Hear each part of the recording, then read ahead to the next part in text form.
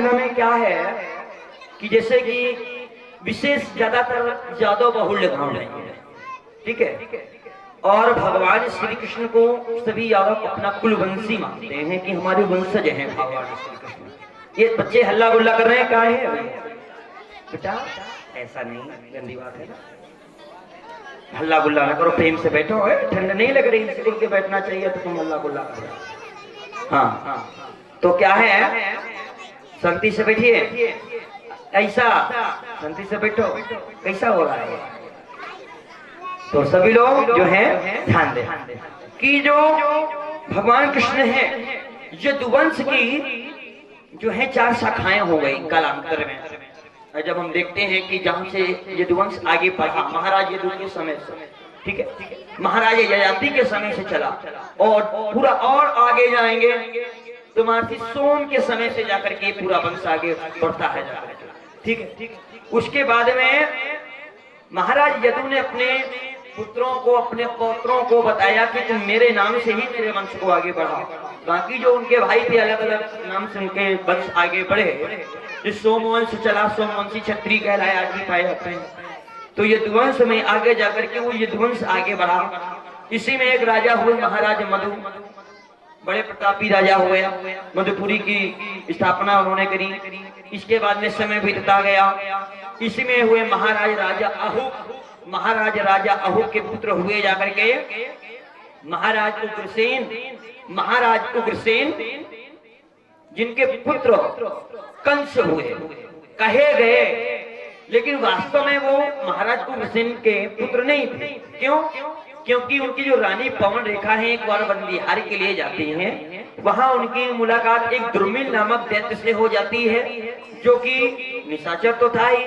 उसने उग्रसेन महाराज का ही वेश बदल करके रानी के साथ क्रिया की, जिससे जाकर के कंस उत्पन्न होता है। रानी हंसवती होती है। ये गर्भ में जब ये कंस आ जाता है तो उनकी जो भी क्रिया शैली है बड़ी अलग हो जाती है, जिससे कि महाराज उग्रसेन को थोड़ा संशय हुआ। बड़े बड़े विद्वानों को बुलाया, पंडितों को बुलाया, तो उनके कहने पर इनका जन्म होते ही कांस के मसूसे में बंद करके प्रवाहित करा दिया जाता है, जिससे इसका नाम कंस पड़ जाता है। और इनके महाराज उग्रसेन के जो है 8 पुत्र और थे। कौन? नम्रगोध, सुनामा, कंक, शंकु, सुबु, राष्ट्रपाली, समुष्टिक और बदमुष्टिक। 5 पुत्रियां भी थी, कांसा, कांसवती, सुरभि, राष्ट्रपाली और कांका। इनके जो भाई थे महाराज देवक, जिनके की 7 पुत्रियां थी, 4 पुत्र भी थे, उपवान, सुदेव, देववान और देवरक्षक। हाँ, और इसके बाद में उनमें पुत्रियों में रोहिणी, इला, देवकी विशेष रही, जो कि महाराज वसुदेव जी को ब्याही गए। अब देखिए, ये जो वंश बढ़ा तो एक कुरुवंश हो गया, एक पुरुवंश हो गया। यादव वंश जो यदुवंश जो है 4 भागों में विभाजित हुआ। किसी, अब देखिए यहाँ पर बैठे हैं, कभी समाज में कोई आपसे पूछे कि आप किस वंश से हैं, तो आप बताएंगे हम कृष्णवंशी हैं, ग्वालवंशी हैं, ऐसा ही बताते होंगे। तो जानकारी होना जरूरी है। हाँ, अपना इतिहास जानना, पूर्वजों का क्या इतिहास है जानना जरूरी है। अधिक जानकारी के लिए महाभारत है, श्रीमद् भागवत महापुराण, इनका अध्ययन करें।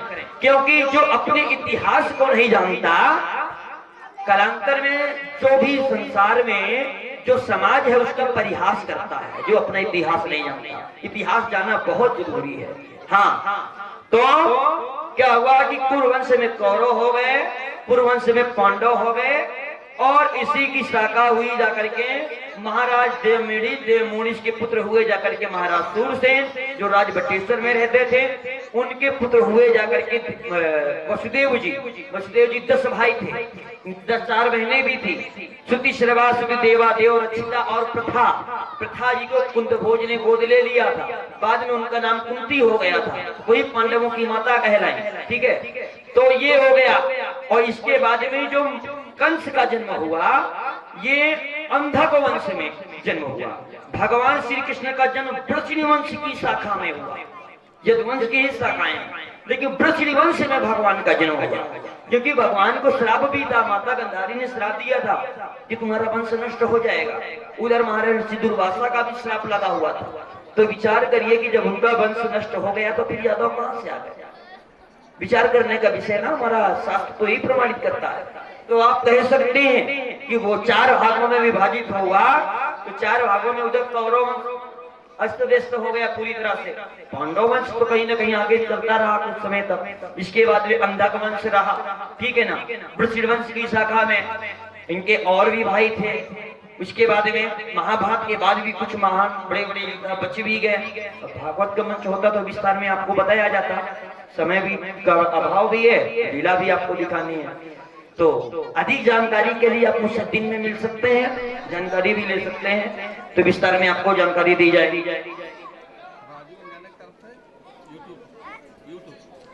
और ये श्रीमान महानुभाव, ये हमारे बड़े स्नेही श्री राजू अंजाना जी, जिनके द्वारा 100 मुद्राओं का ये सदादान, ये जो हमारे यूट्यूब के माध्यम से ऑनलाइन जो है सभी लाइव कार्यक्रम जो सबको दिखा रहे हैं, उनके लिए प्रदान हुआ है ये सेवा। भगवान से मंगल की कामना करते हैं, कल्याण हो। राधे राधे, श्री राधे श्री श्याम, जय जय।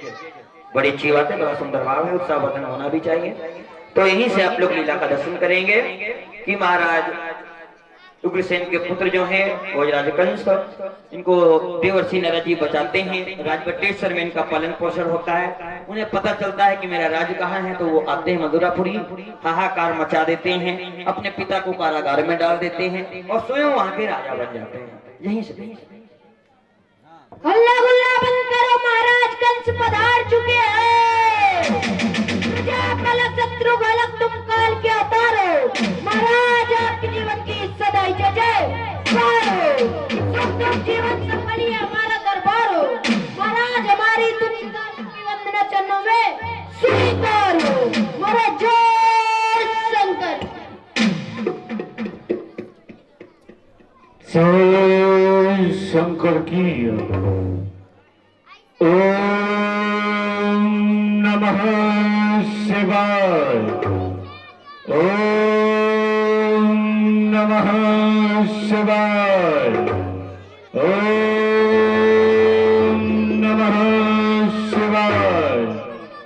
जय रुद्र शंभु शंकर महेश, शिव विश्वनाथ जय गंगाधर, शैलेन्द्रराज प्रभु पशुपति, जय चंद्र मौलीश भूतेश्वर। बम बम बम भोला जय, हर हर बाण पनक धर, खग इलापति कामार अग्नि, अग्रकेत जय डमरुधर, आशुतोष त्रिलोचन धर, जटिल अगहर कृपाल सारंग पर, नागेंद्र हराय त्रिलोचनाय, भस्मांगराय महेश्वराय, नित्याय सिद्धाय दिगंबराय तस्मै नाकराय नमः शिवाय। नमः शिवाय, नमः शिवाय। जय रंगेश्वर जय भूतेश्वर, जय कामेश्वर कैलाशपति, तुम्हारे चरणों में नमन करूं। जय शंकर मां पार्वती।